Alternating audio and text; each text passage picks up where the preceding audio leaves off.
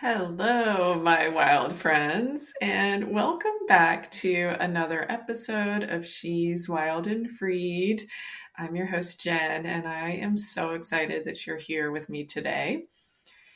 In this episode, we are going to dig deep into our programming and how we can shift our mindset and habits to move away from trying to control everything to more flow and ease. This is no easy task, and as you'll hear me say throughout this episode, I am definitely still learning and still working through this. So I thought it'd be a good thing to share as I'm doing this in real time.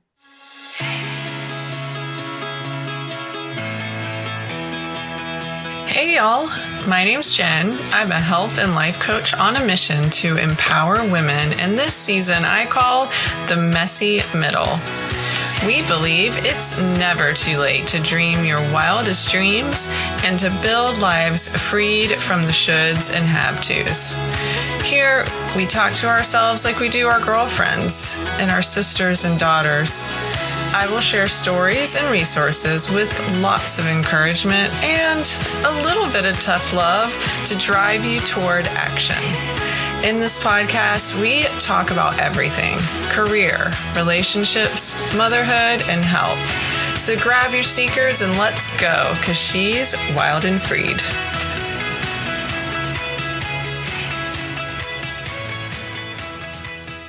For 2024, I picked not one word, but two to be my words of the year.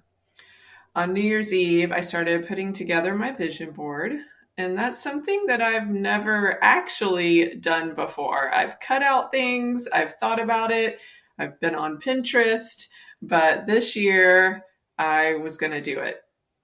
So this was, New Year's Eve 2023.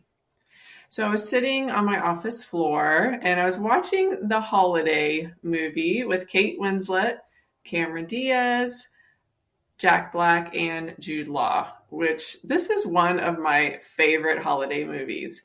And if you haven't seen that movie, it is a few years old. And actually, I looked it up as I was preparing for this episode. It's actually 18 years old.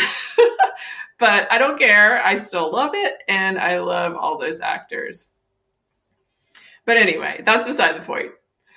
I decided there on December 31st, 2023, that my words would be ease and flow. And 2023 was an exciting and challenging year for me. My girls, my firstborns, graduated high school and started college.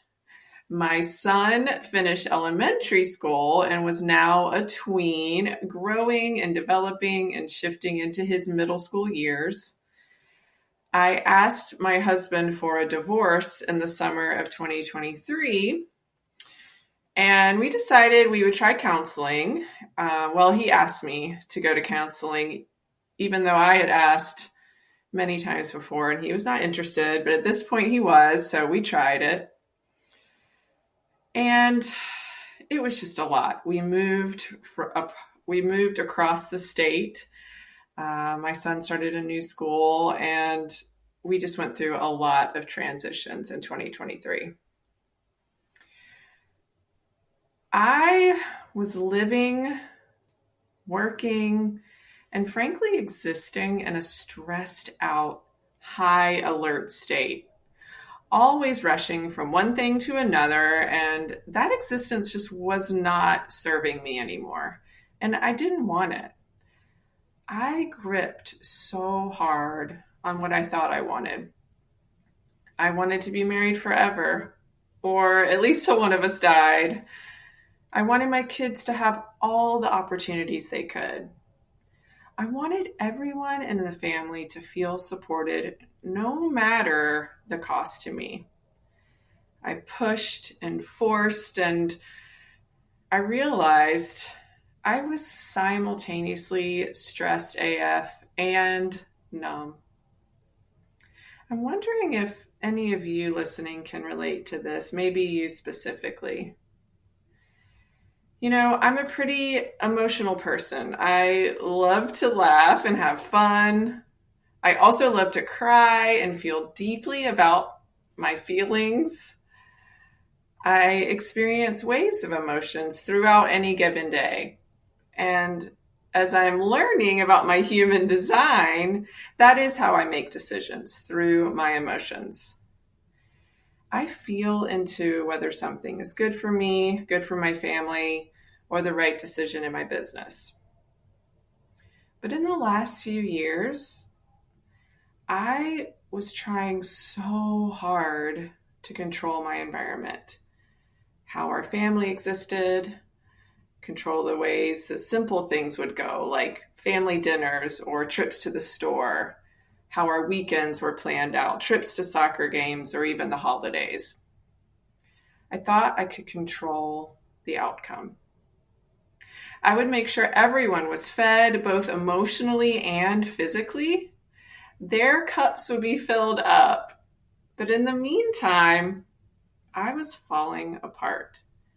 My marriage was over, and our family dynamics had shifted through a natural progression of the kids growing up and through the fact that their dad and I rarely interacted or spent any time together besides sleeping in the same bed.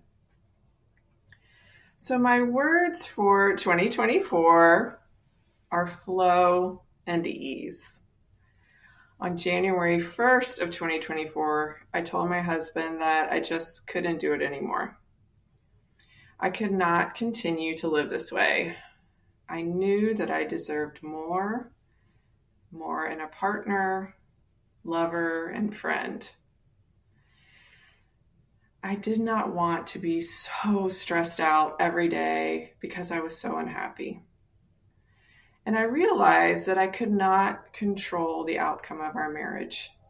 And although I knew that this decision would hurt everyone in the family, I knew in my soul that this was right and the right time.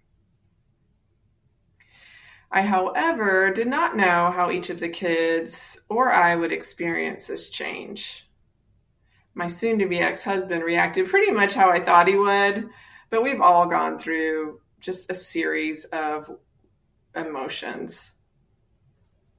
At first, once we separated, I was relieved. I felt lighter and freer. And as I said, we have gone through quite a bit of the emotional roller coaster.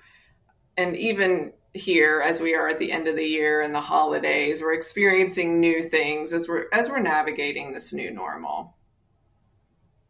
But after feeling lighter and freer, I moved into what I later realized were the stages of grief. And I talked about this on a previous episode if you want to go back and listen to that. I thought if I was good enough, if I worked hard enough, and if I showed my worth to my partner, that he would see me, that he would realize that I was worth loving. And that just wasn't the case. So as I've gone through this process and realized how much I was gripping on to an outcome that I couldn't produce, or gripping control on everything that was going on around our lives, I've come to this place where I want to release from outcomes. So how do we do that? How can you come to a place of knowing that things may not work out, and that's okay? How can we feel in our gut that not only could the outcome we foresee not happen, but something much better could? And you may be thinking, well, that's really, really hard. And you're right. Releasing from outcomes and moving forward anyway is a heavy and deep practice. Or at least getting there is. This is not for the faint of heart. You must examine why you want a certain outcome.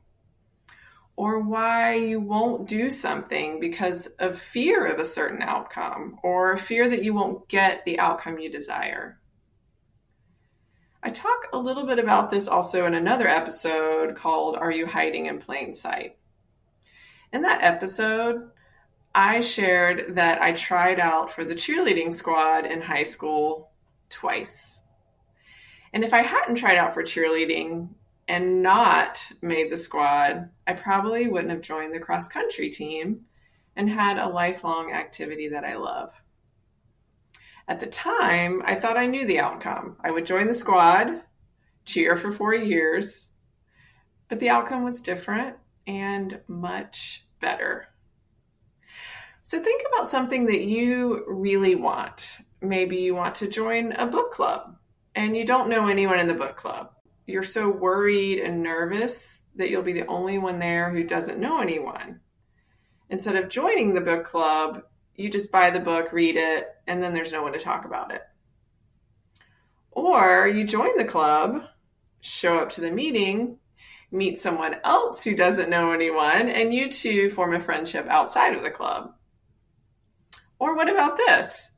You have such a fantastic time at the meeting all the ladies at the club, and you can't wait to do this again. And next time, you're going to host it at your home.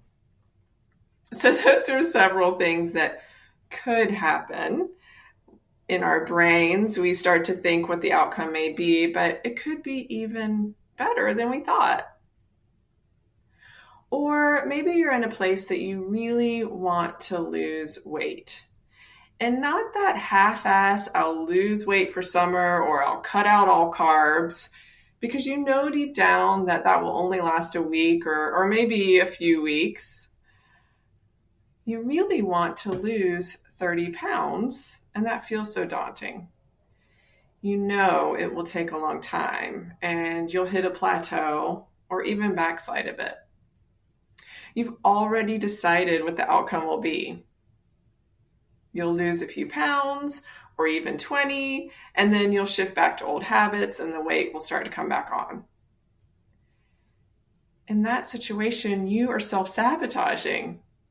You've decided that you know what the outcome will be, so why start or why even try? But what if you approach it in a different way? You're not looking at the scale or pushing for a certain weight. You want to feel good in your body. You want to make daily decisions that will allow you to move, play, and sleep well. This is possible and totally something that you can release your grip on what the outcome may be. And there are a lot of examples I can share, but I want you to think about something you really want right now. Let's take a few moments together, since we're here now, and you think about a goal, an outcome, a dream, or a desire that you want. Don't worry, I'm right here with you. Maybe you desire a change in your career. Maybe you're looking for love in your life. Maybe not only do you want to feel good in your body, you want to feel great, amazing, sexy. This is a safe place. You can desire anything you want here. All of these and more are wonderful dreams and things to work toward. But when you put an end date or a specific goal or outcome on your dream or desire, you miss out on all the juicy details in between. And gripping or pushing or forcing an outcome limits you. Here's another example. Let's say that you want to reduce your blood pressure. At your recent appointment, your doctor said that you were on the verge of going on medication. Okay, before I go further, there's no shame in taking medication. But for this example, you don't want to be on medication. You want to at least see if you can reduce your blood pressure naturally. You know your eating plan.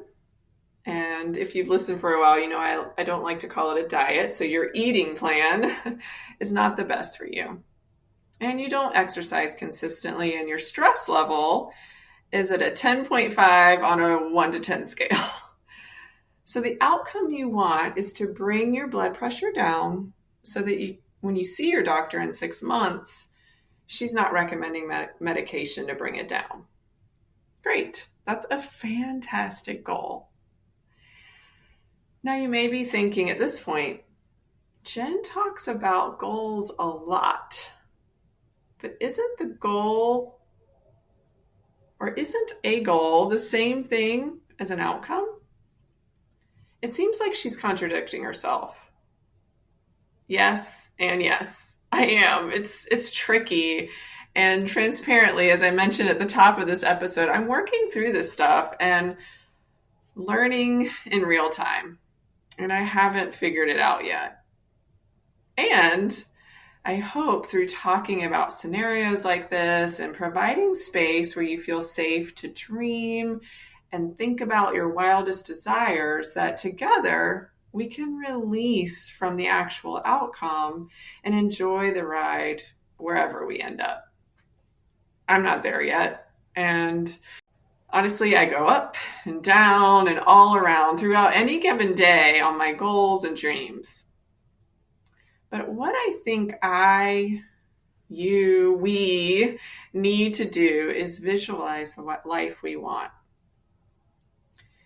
Use all of our 5 senses and step into our dream life, our dream career, relationship, vacation, our dream home, whatever comes to mind. I shared a powerful tool in a previous episode called mental rehearsal, where you don't just visualize the scene of your future life or future you step into her. You feel what she feels, see through her eyes, listen with her ears, and know that the end result, the outcome or goal, is not the focus. It's the way you feel. It's the people you're with, the energy you're putting out there, and the energy all around you. Let's just breathe into that for a moment.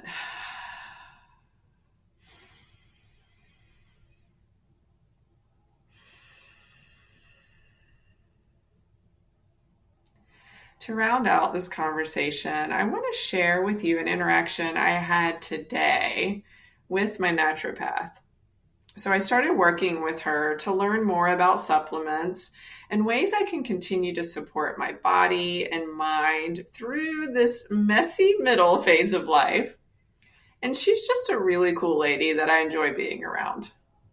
She's 82 years old, spunky and super smart, energetic, and simultaneously exudes calmness and centeredness. She knows I'm going through a lot personally with a divorce and job loss, and she shared with me a phrase today that I needed to hear, and I have a feeling that you need to hear it as well. She said, trust equals peace and joy. She shared that as we age and experience many different things and phases of life, we have to release our grip on trying to control the outcome. If you trust the process, trust your higher power, creator, source, God, and let go of that feeling of control, opportunities open up. Trust equals peace and joy. She also encouraged me to continue to be grateful for this moment, the experiences that I'm having right now. Even in the darkest darks and the lowest lows, there are things to be grateful for. I didn't have a flat tire today. The tire's been losing air, and I was afraid that when I woke up this morning, it would be flat, but it wasn't. And on top of that, it was a minimal fee to patch it up. my heat work today in my house. Yesterday, the system just seemed to really be struggling to heat up the house, and I was nervous something was wrong. But today, all is well. So as we finish out the year and you reflect on what you accomplished or what you set out to do, as you celebrate what went really well or even better than you expected, and as you consider what didn't go so well, or if you're sitting in the middle of a dark place of grief or sadness, remember that I love you and I'm with you. And trust equals peace and joy. Stay wild, my beautiful friends. Thank you so much for spending time with me. I hope you feel free to take action toward building the life of your dreams. If something in this episode resonated with you, I would so appreciate it if you would text it to a girlfriend so she can hear the message as well. Until next time, stay wild.